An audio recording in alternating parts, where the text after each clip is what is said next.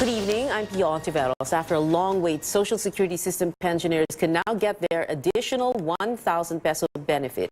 It is retroactive, so the remaining amount due them will be released in the coming weeks. What does this hike mean for an ordinary retiree? Ivy Sonar has that story for us. 64-year-old Edna Quinto is often on a tight budget as she sends a child through school and buys thousands of pesos worth of medicines for her husband, who is a stroke victim. But today, she's going home with some extra cash.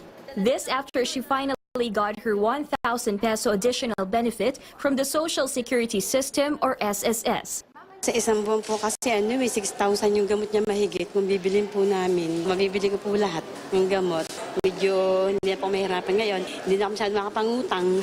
Such is the case for pensioner Dominador Lasso, who patiently waited in line to withdraw his most awaited pension. Kakukuha lang nga, tagal nga hinintay yan eh. Pambili ng gamot, maintenance. Malaking tulong, lalo na kung bibigay pa yung isa. He was all smiles as he went home. These retirees are among the 2.1 million pensioners who received half of the 2,000 peso across-the-board pension increase today. It's the retroactive payment for the month of January, while retroactive increase for the months of February and March will be remitted on March 10 and 17. Now, the minimum SSS pension would amount to 2,200 pesos from 1,200. While those with contributions of at least 20 years will receive 4,200 a month from 3,200 pesos. The highest pension is as much as 17,945 pesos a month.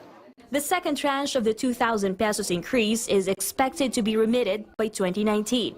But to do that, the SSS may increase members' contribution by 1.5% from the current 11% of the monthly salary. That means the minimum contribution of 110 pesos will increase to 125 pesos, while those who earn more than 19,750 pesos a month will have to pay 2,500 pesos in monthly contribution. Yan po ay investment nila. Yan po ay hindi isang pabigat sa kanila.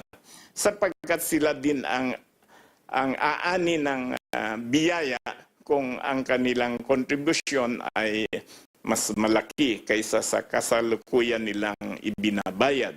And SSS officials plan to implement it by May this year, but only if there's a formal instruction from Malacanang. SSS Chairman Dean Amado Valdez said they are also looking at other measures to increase the fund life of SSS. One of those is by directly investing in PPP projects. Our target kasi is in the future, at least walang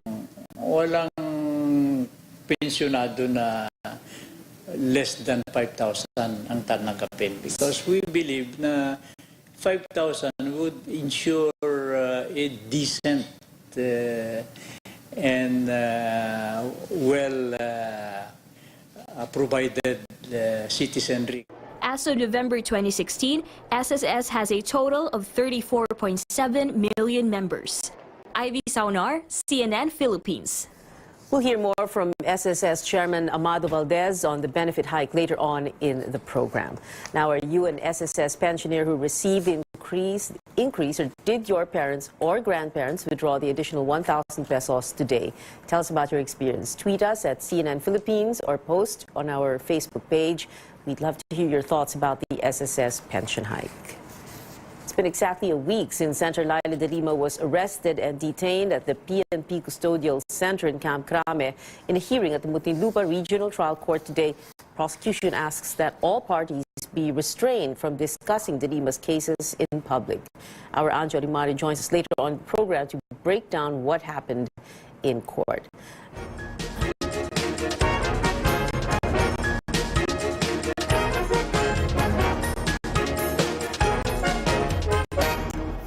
Zamboanga City under state of calamity after farmers suffered losses due to pest infestation. While in Iloilo, cyclists will try to set a Guinness record. A roundup of news in the regions from Nevi Calma. The Zamboanga City Council passes a resolution declaring the city under a state of calamity due to cocolisap infestation. The Philippine Coconut Authority says the infestation hit some 250,000 coconut trees. The declaration allows the release of funds to stem the spread of pests and help affected farmers. 3 are hurt in a grenade explosion in Cotabato City. Police say unidentified suspects threw a grenade on the rooftop of an apartment in Barangay Rosary Heights. A resident identified as Muammar Mala and his 2 minor daughters were hurt. Police are investigating the incident. While in Misamis Oriental, the provincial government suspends tourist activities in Claveria Town and Hingoog City as troops continue to go after the New People's Army. Prohibited areas include Mount Sumagaya and Mount Lumot in Claveria and Mount Balatucan in Hingoog, but destinations in coastal areas are open to tourists. In the fight against terrorist groups, the 8th Infantry Division sends additional troops in Mindanao, including some 240 newly enlisted soldiers. The division pulled out 3 battalions in eastern Visayas in the previous years to help counter lawless elements like the Abu Sayyaf. Still in the Visayas, Ilonggos are aiming for a Guinness record for the longest line of moving bicycles. That is the goal of the Grand Fun Ride on March 4th. Organizers say more than 2,000 cyclists will join to form the 10-kilometer single file of moving bikes. They will try to break the 2016 record of Dhaka, Bangladesh, with 1,186 cyclists. Nevi Kalma, CNN Philippines. Here's some top stories from around the world. 10 people are dead after a cement tanker crashed into a bus Thursday night in southwest China. Officials in Lingang City say 38 others were injured. The accident happened when the cement tanker veered off the road after colliding with a coach bus that was carrying 47 people. An investigation is underway. Media reports say tour operators in Beijing are ordered to stop selling trips to South Korea. The travel restrictions are supposedly China's response to the looming deployment of a U.S. anti-missile defense system in South Korea. The anti-missile defense system called THAAD is meant to counter threats from the North Korean regime, but Beijing's objecting, saying the system's radar is powerful enough to penetrate into Chinese territory. And the Syrian army has recaptured the ancient city of Palmyra and its surrounding areas from ISIS. The Syrian state news agency reports Russian forces helped inflict heavy losses on the terrorist group. Palmyra is located around 200 kilometers from Raqqa, the ISIS headquarters in Syria. It is seen as strategically important to both sides. The Syrian Observatory for Human Rights said ISIS withdrew from the city completely and retreated to areas in the east. Game 4 between Barangay Ginebra and San Miguel in the PBA Philippine Cup Finals. Will the Gin Kings tie the best-of-7 series? We're taking you to the Big Dome. Stay with CNN Philippines.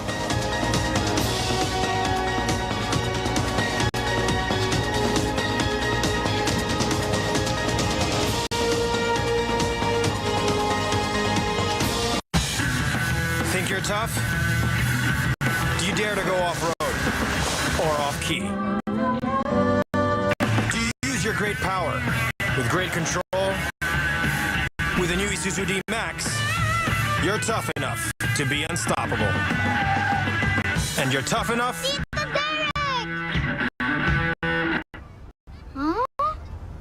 to be right back. Isuzu D-Max, tough enough for anything. Nagsimula ako sa pangarap. Dumaan ako sa hirap, takot, at pagod. Sa tulong ng iba, nanatili akong ganado. Ang payo ko, sa laro ng buhay, magsimulang ganado. At sigurado, layo ang mararating mo. Ginebra San Miguel, ganado sa buhay. Petron Gasol, Gold Quality Standard. Ito ang LPG, hindi basta-basta. Petron Gasol, sakto ang timbang. Ang Petron Gasol, sulit makakarami ka. Likrito kaya safe at merong laser printed seal. Dahil ang segurista, Petron Gasolista. Petron Gasolista.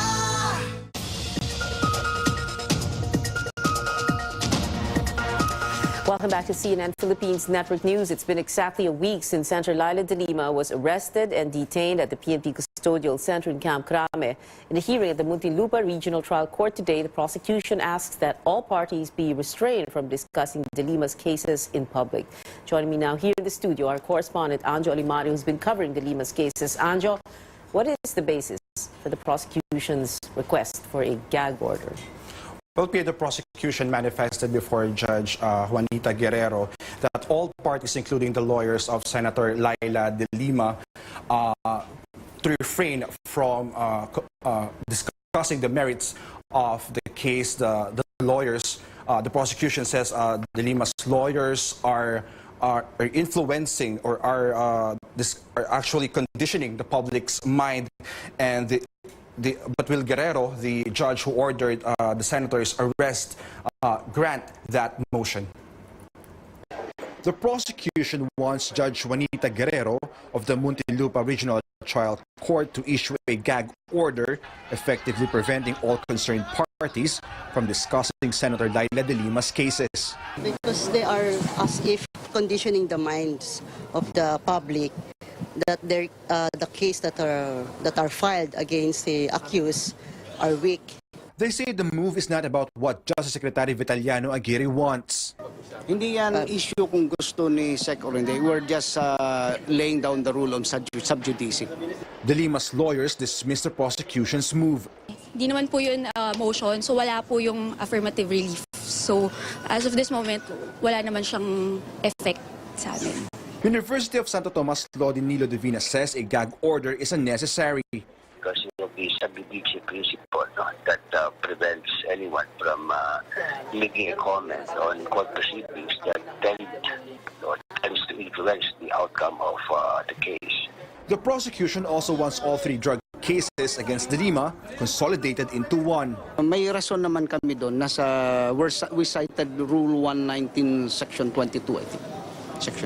It's allowed under the rules. They point out there are common parties and issues in the three cases, which are also founded on the same facts. They add, interrelated evidence will be presented in the cases. But de Lima's camp opposes this. Kasi nga, we feel that they want Judge Guerrero to hear the case. Well, we know naman that it was Judge Guerrero who issued the warrant of arrest against Senator de Lima. Divina sees this more of a legal strategy. Siguro, the prosecution possibly thinks that they probably have what is the right word for that? Probably they think that it's best to consolidate with Judge Guerrero for convenience and to save the party's precious time. The prosecution says the consolidation would avoid unnecessary costs and prevent conflicting decisions from the three judges handling separate cases, Pia. So how's that consolidation going to work? If the motion is granted, who's going to handle the case? Well, Pia, the judge who is currently handling the case with the lowest docket number will handle the other cases from the two other branches. So the lowest docket number there is? Yeah, the 204. 204. So from branch 204. Guerrero. Correct, Pia. The one who issued the warrant of arrest. That's right, Pia. She will be the one to handle the two other cases from branch 205 and 206. And of course, we know that Judge Guerrero issued that arrest warrant, and that arrest warrant is now being questioned at the Supreme Court. And the justices are expected to hear the arguments of both sides on March 14th, Pia. Thank you. Anjo Alimario, thank you for that report.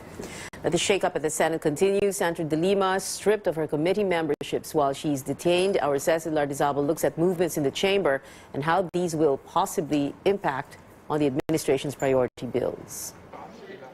Detained Senator Laila de Lima's seat in the chamber is vacant. She has been stripped of her membership in all committees. That's the agreement among her colleagues for now and until the beleaguered lawmaker returns to the session hall. In the recent reorganization of the chamber, de Lima and her allies in the minority, Senators Frank Grilon and Antonio Trillanes, were removed from the Constitutional Amendments Committee.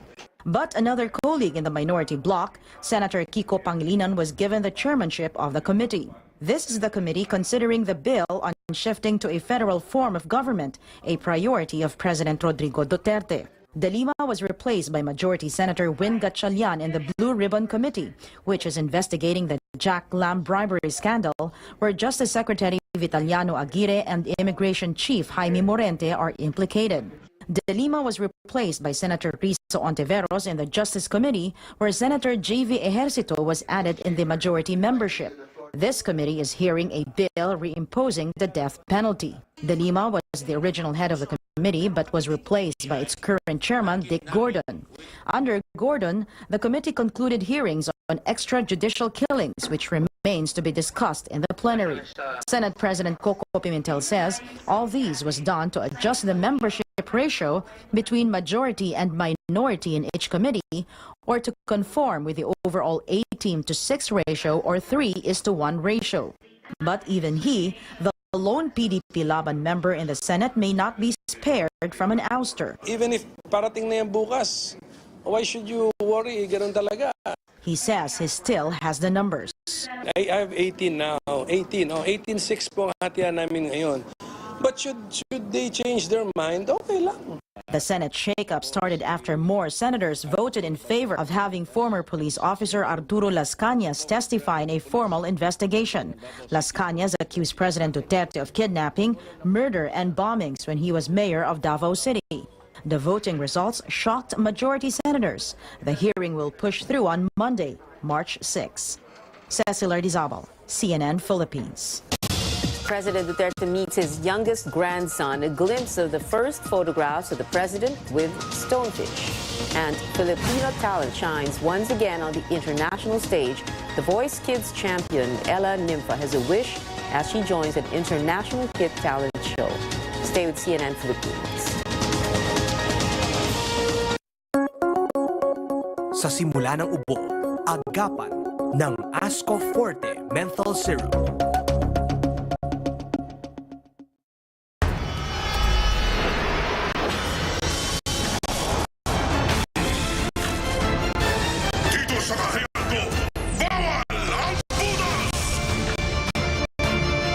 Super Volcasil, the Tapal King.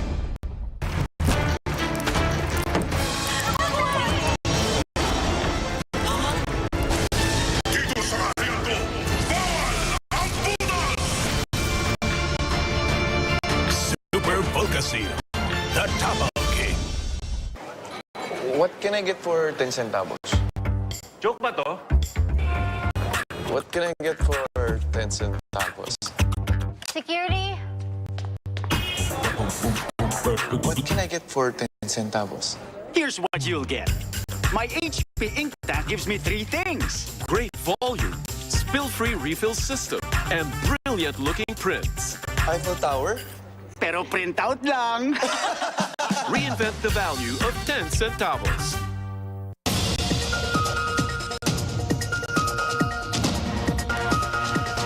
Welcome back to CNN Philippines Network News. China conducted military drills near Taiwan and into the Western Pacific yesterday. That as Taiwan's defense minister warned of a growing threat from its giant neighbor.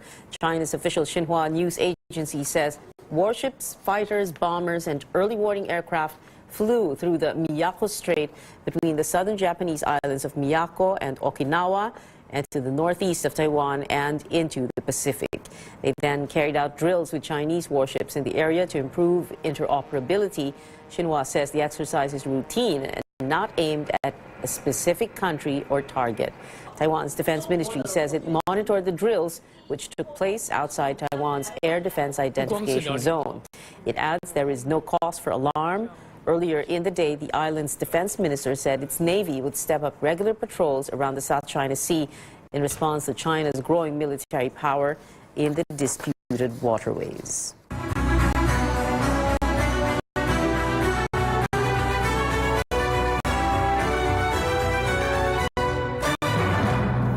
White House facing more questions about Russia after allegations that Attorney General Jeff Sessions lied under oath about his dealings with Russia.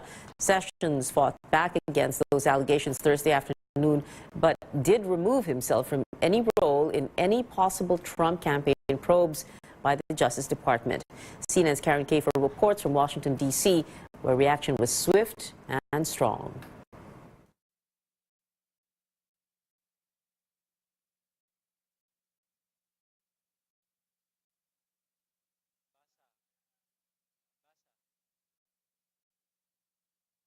Russia is angrily denying allegations that its ambassador to the United States is a spy. Sergei Kislyak is making headlines after it was revealed he met twice last year with the U.S. Attorney General. Sessions never disclosed those meetings during his confirmation hearings.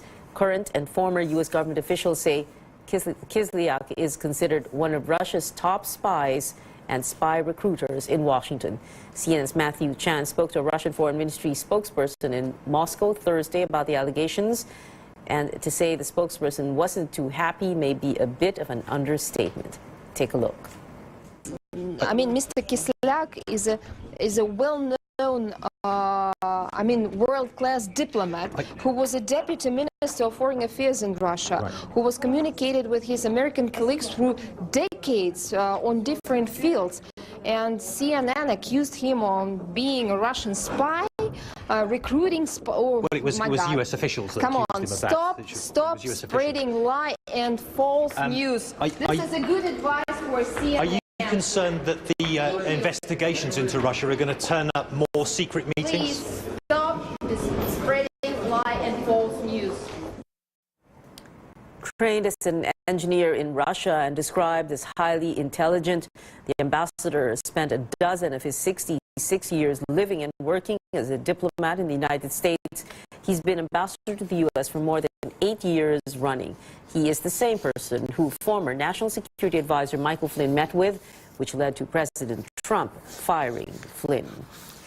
Now, an issue facing U.S. Vice President Mike Pence. Pence reportedly using a private email account to conduct public business, including Homeland Security matters, while he was governor of Indiana.